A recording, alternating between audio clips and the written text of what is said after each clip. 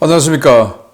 신의균의 국방TV 시큐리티 뉴스입니다. 자, 오늘도 아주 중요한 안보 소식 전해드리겠습니다. 특히 우리 대한민국 안보 아주 크게 걸려 있고요. 제가 좀 이 전제가 또 과정이 또 결정이 잘못되었다라는 지적을 좀 하고 싶은데, 우리 핵 문제입니다. 우리 핵 공격 받는 문제. 그런데 또 중동에서 이스라엘과 이란이 핵 전쟁을 할지도 모르겠다라는 건데, 이란이 유엔 안보리에 전쟁을 통보했습니다. 전쟁하겠다 이거죠. 그 이유가 있는데, 또 이스라엘 주변에 있는 저항의 축 세력들이 일제히 이스라엘의 선전포고를 선언했습니다. 무슨 일이 벌어지고 있는지 보도록 하겠습니다. 첫 번째입니다. 우리 군 당국이 10여 년 만에 삼축 체계 구성 요소 중 가장 큰 오판의 산물인 킬체인의 문제점을 인정한 것 같습니다. 이 문제를 해결하기 위해 군이 미국과 손을 잡고 발사의 왼편을 공략하기 위한 작전 계획과 수단 마련에 착수했다는 소식입니다. 우리 군 당국이 북한의 핵미사일 발사를 사전에 막는 훈련을 오는 후반기 한미연합훈련에서 처음 도입할 계획이며, 이는 발사 전 지시체계를 무력화시키는 것을 핵심으로 하고 있다고 국내 언론이 4월 2일 보도했습니다. 매체는 복수의 군 소식통들을 인용해 오는 8월로 예정된 을지 자유의 방패 훈련 기간 중 북핵 네트워킹 무력화 훈련을 처음으로 실시하는 방안이 한미 양국 간에 논의되고 있다고 전했습니다. 북핵 네트워킹 무력화는 북한의 핵미사일이 발사되기 전 지시체계의 일부 고리를 끊어버리는 개념으로 사이버 공격, EMP 무기 등을 사용해 발사 명령이 일선 부대로 전달되는 것을 차단하는 개념으로 알려졌습니다. 군 당국이 김정은이 쿠데타에 대한 두려움 때문에 대부분의 핵탄두를 평양 지근거리에 비축하고 있을 가능성이 크고, 유사시 각 지역에 배치된 전술핵 운용부대에 공급하는 극단적 중앙집권 통제 시스템을 구축해 놓았을 가능성이 크다고 보고, 이 점을 공략해야 한다고 판단하고 있습니다. 이 같은 변화는 지난 전반기 연합훈련 당시 삼축 체계의 정상 가동이 어려워지는 시나리오를 적용했을 때 발생한 이 문제점들을 반영한 것인데요. 군 관계자는 새로운 대응 전략이 미국의 발사의 왼편 전략과 맞닿아 있는 개념이라고 전했습니다. 문제는 북한의 핵무기 통제 네트워크가 외부 통신망과 격리된 유선 방식의 독립통신망일 가능성이 높고, 핵무기 사용 의지와 수단 그 자체에 대한 파괴 대신 연결점을 일시적으로 무력화시키는 방향으로 대응 전략이 세워지고 있다는 점입니다.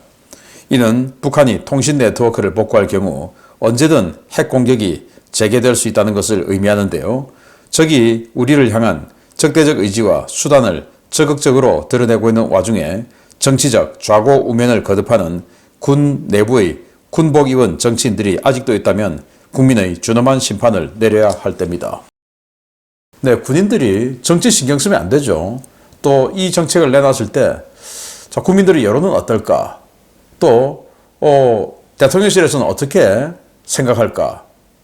이런 거 생각하면 안 되죠. 그냥 오직 대한민국과 국민을 지키기 위한 가장 효율적인 또 확실한 대책을 내놔야 되는 게 군인의 책무 아니겠습니까? 그런데 이거 했을 때 VIP 어떻게 생각할까? 뭐 하면 VIP 어떻게 생각할까? 요즘은 BH가 아닙니다만 BH 어떻게 생각하냐? BH는 뭐라 그래? 이것만 생각하는 군인들이 있어서는 안 된다라는 거예요. 그래서 킬체인이 왜 틀렸냐? 킬체인 그거 가지고 어마어마하게 전략 홍보해서 킬체인이면 정말 다 되는 것 같았다라는 건 킬체인을 처음 만들 때 이야기였습니다. 왜? 그때는 북한의 미사일은 스커드 미사일이 유일했으니까. 스커드 미사일, 노동 미사일 이런 것들은 이 액체 연료 미사일이에요. 그러니까 끄집어내어서 액체 연료니까 끄집어내어서 그걸 기립하고 미사일 연료 집어넣고 또 산화대 집어넣고 하는 시간이 스커드 기준으로 40분 걸린다. 그럼 우리를 그걸 위성으로 보고 있다가 얘들 진짜 쏘려고 하네? 이거는 훈련 발사가 아니고 일시적으로 일제히 나와서 지금 넣고 있으니까 이거는 우리를 공격하는 거네? 그럼 우리가 먼저 때리자. 그래서 10분 만에 결심하고 또 탐지하고 보고하고 10분 만에 결심해서 나머지 10분 만에 타격하는, 이렇게 해서 30분 만에 타격하는 체제가 킬체인의 선제 타격이었어요.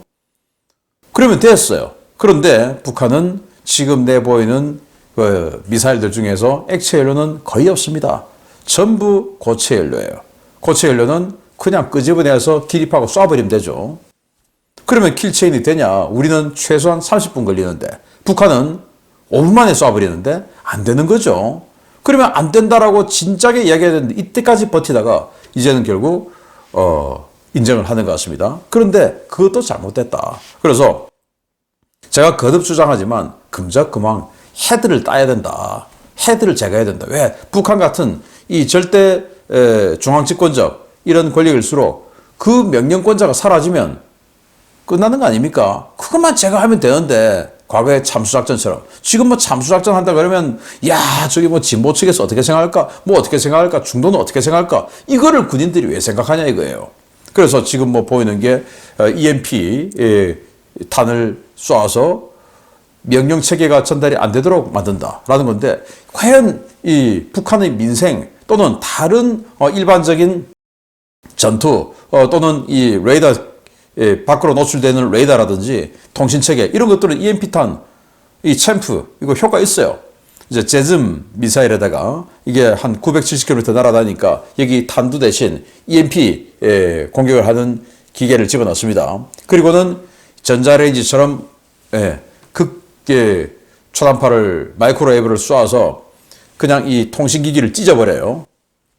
그래서 먹통으로 만드는 거예요. 자, 그런데 북한의 핵 무기들은 당연히 지하 시설로 유선으로 연결되어 있을 겁니다. 물론 무선도 있겠죠. 무선은 이 EMP로 제밍을 할 수 있어요. 그러나 바보가 아닌 다음에야 북한이 뭐 러시아나 중국처럼 어마어마하게 큰 영토도 아니고 우리나 거기나 뭐 똑같은데 당연히 지하 케이블로 유선 연결했겠죠. 그건 직접 가서 가위로 끊지 않는 이상 통신이 그대로 돼요, 유선은.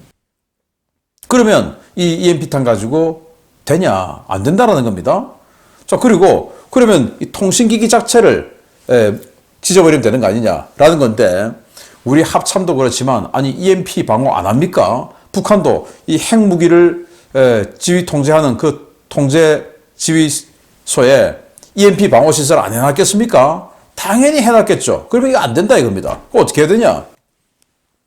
얘를 제거해야 된다. 이거 외에는 답 없다. 그런데 이거 한다면은 뭐 대통령실에서 어떻게 생각할까? VIP는 어떻게 생각하냐?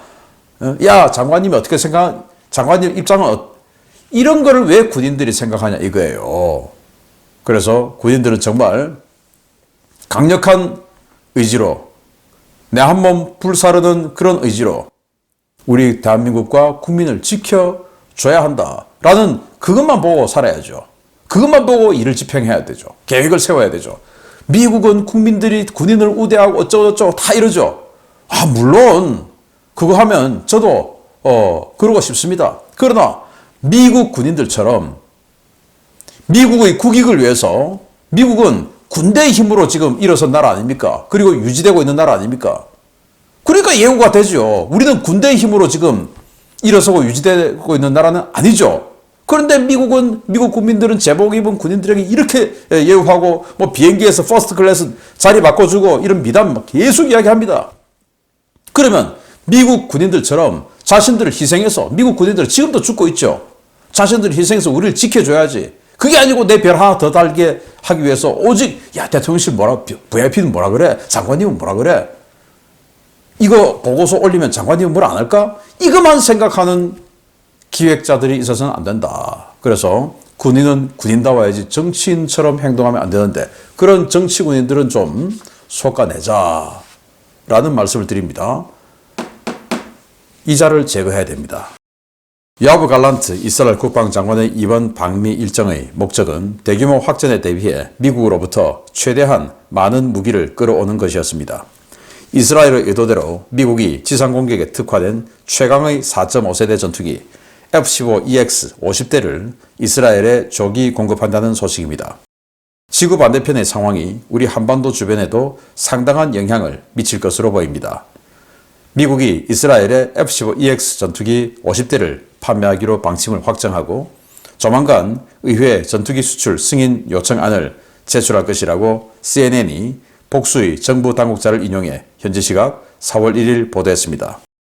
CNN은 바이든 행정부가 이스라엘과 하마스 전쟁 발발 이후 최대 규모인 180억 달러 규모의 무기 판매를 결정했다라며 이 무기 판매에는 50대의 전투기와 대규모 정밀 유도 탄약이 포함되어 있다라고 전했습니다.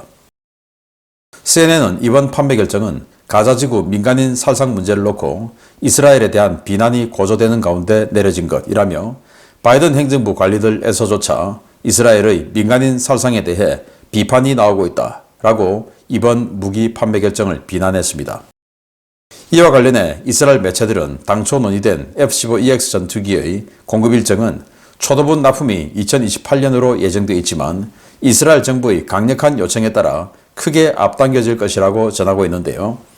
이 때문에 미 공군에 납품될 기체 가운데 일부가 이스라엘용으로 전환될 가능성이 높다는 전망들이 쏟아지고 있습니다. 미 공군은 당초 144대의 F-15EX를 요구했지만 현재까지 확정된 물량은 80대에 불과한데요. 기존 계획대로라면 오레곤 주방위 공군을 시작으로 4개 비행대에 배치돼 이 중 2개가 일본 가데나의 제18비행단에 배치될 예정이었습니다. 미국이 F-15EX 공급 일정을 조정해 이스라엘에 우선 제공하게 되면 현재 순환 배치 전력으로 겨우 유지되고 있는 주일 미군 전투기가 장기간 전력 공백 상태에 빠지게 되는데요. 전시 증원 전력 약화와 안보 환경 변화를 종합적으로 고려해 우리 군도 대책 마련을 서둘러야 할 것 같습니다. 갈란트 이스라엘 국방장관이 미국 방문하면서 미국의 위시 리스트를 가지고 갈 거다. 무기 이런 거 우리 줘 하는 그 리스트를 가지고 갈 거다라고 했는데 미국에서는 그거 다 안 들어줬다. 이렇게 했지만 또 이렇게 큰 걸 또 들어줬네요. F-15EX 전투기, F-15 시리즈의 지금 마지막 끝판왕격이죠. 그냥 뭐 미사일 캐리어 이런 수준으로 지금 평가를 받고 있는데 이 전투기 50대를 조기 공급하겠다. 그리고 여기에 암람 공대공 미사일, 그리고 제담 정밀 유도 폭탄, 그리고 레이저 유도 폭탄 등 다량의 정밀 유도 무기까지 포함된 패키지를 180억 달러로 일단 승인했고 여기에서 이제 협상 들어가서 한 5, 60% 가격으로 확정을 하겠죠. 이렇게 해서 구매한다라는 건데 지금 이 이스라엘 같은 경우는 원래 F-35 전투기 50대 구매했죠. 거기다가 올해 초에 추가로 25대 더 계약을 했습니다. 그래서 F-35가 75대가 됐어요. 그거로 끝일 줄 알았는데 지금 전쟁이 이렇게 길어지고 또 좀 이따가 제가 말씀드리겠지만 이란이 유엔에 우리 전쟁하겠다라고 통보했습니다. 이스라엘하고 전쟁하겠다고. 그러면 지금 이스라엘은 이란과 거의 뭐 미사일전, 장거리 타격전, 그리고 이란이 통제하는 이라크, 시리아, 레바논 뭐 이 지역에서 벌떼처럼 일어나서 이스라엘 공격할 텐데 여기에 대한 대응 하려면 또 이게 우크라이나 상황을 봤을 때 얼마나 길어질지 알 수도 없어요. 그러니 이런 거 필요하죠. 그래서 긴급하게 이걸 도입하기로 했다라는 건데 자, 그건 뭐 이스라엘 사정이고 문제는 이 이야기입니다. 우리 입장에서는 오레곤 주방위 공군이 F-15EX를 제일 먼저 도입합니다. 미군 중에서는. 그래서 현재 일부 기체가 지금 들어가고 있어요. 그런데 여기에서 추가로 들어가야 할 전력들이 딱 세팅되면 이 오레곤 주방위 공군용으로 들어간 이 4개 비행대 중에서 2개 비행대가 오키나와 가데나 기지에 배치되기로 했습니다. 그런데 지금 오키나와 가데나 기지에 있던 F-15 CD형 A사 레이더로 개조된 그 버전 다 조기 퇴역시켜버렸어요. 느닷없이.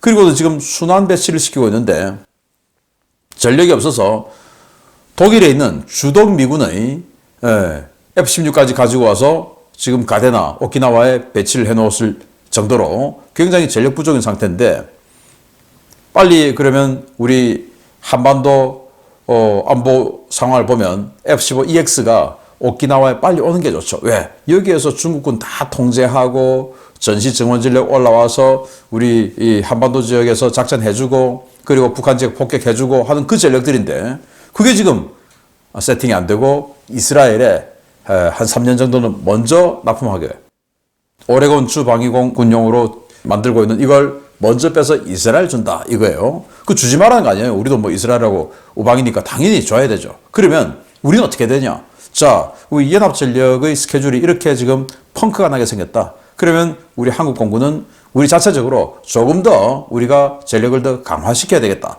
이런 작업에 들어가야 되죠. 계획에 들어가야 되죠. 왜냐? 우리는 한미 연합전력으로 북한과 싸우니까 연합전력의 한 축인 이 F-15EX 전력이 지금 4년, 5년 늦어지게 됐다. 그러면 우리 어떻게 되냐? 우리가 더 빨리 뭔가 전력을 만들어야 되겠다. 이렇게 돼야 되는 거 아닙니까? 자, 그래서 주변국들은 국방 예산을 어마어마하게 증강하고 있어요. 오직 대한민국만, 세계에서 가장 위험한 나라 중에 하나인 이 대한민국만 퍼주기 예산, 선심성 예산, 얘기만 신경 쓰지 정말 우리 국가를 지키는 이 예산은 전 세계적인 트렌드와는 완전히 반대로 가고 있는 대한민국, 이랬어야 되겠습니까? 자, 그런데 이스라엘은 진짜 이제 5차 중동전으로 가는 길입니다. 보겠습니다. 이스라엘이 시리아 수도 다마스쿠스 한복판의 이란 영사관을 공습해 이란 이슬람 혁명 수비대 최고위급 인사를 비롯한 핵심 간부들을 대거 제거했습니다. 시리아는 보복을 천명했고 이란 역시 유엔에 자위권 사용을 통보하면서 이스라엘과 전면전에 나설 것이라고 경고했습니다. 어제 전해드린 미국의 폭격기 대규모 배치, 바로 이런 상황에 대비였던 것 같습니다. 이스라엘이 현지 시각 4월 1일 새벽 다마스쿠스 시내의 이란 대사관을 공습했으며 대사관 바로 옆에 있던 영사관 건물이 미사일에 직격당해 최소 10여 명의 고위급 인사가 사망했다고 시리아 매체들이 일제히 보도했습니다. 이스라엘은 해당 건물에서 이란 이슬람 혁명 수비대의 해외 공작부대 쿠드스군과 친이란 민병대 헤즈볼라, 시리아 정부 관계자 등이 모여 이스라엘에 대한 공격을 모의한다는 첩보를 입수하고 해당 건물에 램페이지 공대지 미사일 여러 발을 날렸습니다. 미사일에 직격된 영사관 건물은 형상을 알아볼 수 없을 정도로 파괴됐고 최소 10여 명의 고위급 사망자와 수십 명의 부상자가 발생했는데요. 사망한 인사 가운데는 이란 이슬람 혁명 수비대의 실세 중의 실세인 쿠드스군 사령관 알리 레자 자흐디 준장, 쿠드스군 부사령관 겸 시리아 및 레바논 작전 사령관인 모하마드 라히미 준장 등 2명의 최고위급 장성이 포함되었습니다. 이 밖에도 시리아와 레바논 지역 작전을 총괄하는 태스크포스의 핵심 참모였던 후세인 아만 알라히, 사이드 마흐디 잘랄티, 모센 사다카드, 알리 아가 바바에이, 알리 살레이 로즈바니 등 5명의 쿠드스군 고위급 인사와 헤즈볼라 장성인 후세인 유세프 준장도 사망했습니다. 이란은 사건 직후 외무부 공식 성명을 내고 이란은 영사관 폭격에 대응할 권리를 갖고 있다. 침략자에 대한 대응과 처벌 방식은 추후 결정할 것이다 라고 밝혔는데요. 이와 동시에 유엔 안전보장이사회에 자유권 사용 방침을 통보하고 이스라엘에 대한 보복 공격에 나설 것임을 선언했습니다. 이란이 통제하는 무장단체들도 앞을 다투어 이스라엘과 미국에 대한 선전포고를 했습니다. 이라크 인민동원군의 친이란 무장세력은 제14예단을 대표로 공식 성명을 내고 이스라엘은 이제 지옥을 보게 될 것이라고 선언했고 시리아 헤즈볼라는 지난 2월 대규모 드론 공습이 있었던 요르단 국경 일대의 미 육군 알탐프 기지에 대한 드론 공격을 감행했습니다. 레바논 헤즈볼라는 공식 성명을 내고 이 범죄는 적에 대한 적절한 처벌과 복수 없이는 절대 그냥 넘어갈 수 없다 라고 이스라엘의 보복 공격을 선언했고 이와 동시에 이스라엘 북부 국경에 대한 대규모 로켓 공격을 시작했습니다. 현재 이스라엘은 모든 전구 사령부에 최고 수준의 전투 준비 태세를 발령하고 헤즈볼라, 이란과의 전면전 준비에 들어갔는데요. 최악의 경우 핵전쟁으로 비화될 수 있는 이번 사건, 과연 국제사회가 이들을 말릴 수 있을지 모르겠습니다. 네, 건물 하나가 폭삭, 완전히 그냥 폭삭 내려앉았습니다. 그런데 문제는 이 옆 건물이 대사관이에요. 여기는 시리아 수도 다마스쿠스 대사관, 그리고 옆에 있는 건물이 영사관. 대사관과 영사관이 왜 같이 있는지 모르겠으나 어쨌든 영사관이랍니다. 이 영사관에 쿠드스군 이란 이슬람 혁명 수비대의 거의 뭐 넘버 5 안에 들어가는 뭐 준장, 원스타라고 해서 이란 이 계급 체계는 우리하고 다르기 때문에 별만 달면 최고예요. 그래서 전임 이 쿠드스군 사령관이었던 솔레이마니가 군부 넘버 2였지 않습니까? 소장이었는데 여기 지금 준장이 원스타지만 5 안에 들어간 사람이에요. 그 사람 둘을 제거한 겁니다. 그리고 그들의 참모인 이 고위급 장교들 해서 대거 제거를 하고 헤즈볼라 장군도 제거를 한 겁니다. 여기 모여서 이스라엘 어떻게 공격할까? 이거 의논하기 위해서 모였고 여기서 숙박을 하고 숙소가 다 있으니까 그 새벽에 때려버린 거예요. 뭐로 때렸냐? 램페이지 공대지 미사일을 대거 쏴버린 겁니다. 정말 정확하게 딱 건물 하나만 딱 제거를 했죠. 정말 정확하게 들어간 겁니다. 그래서 다 죽은 거예요. 그런데 문제는 이 쿠드스군 사령관 거의 군부 넘버 3 클래스의 이런 사람이 죽었다라는 건데, 자, 여러분들 잘 아시다시피 상식적으로 대사관, 영사관 이런 곳은 해당 국가의 영토로 간주합니다. 그래서 이란 입장에서는 자신들의 영토가 직접 공격을 받은 거예요. 또 시리아는 자신들의 영토 한가운데를 직접 공격을 받은 것이고, 이란은 자신들의 영토를 바로 직접 공격받은 겁니다. 그러니 시리아는 보복 공격 선언했고, 또 이란은 유엔 안보리에 자, 우리가 지금 공격 보복하는데 이건 우리 자유권이다. 우리는 전쟁범죄 아니다. 우리가 선제 타격한 거 아니다. 우리 자유권이다.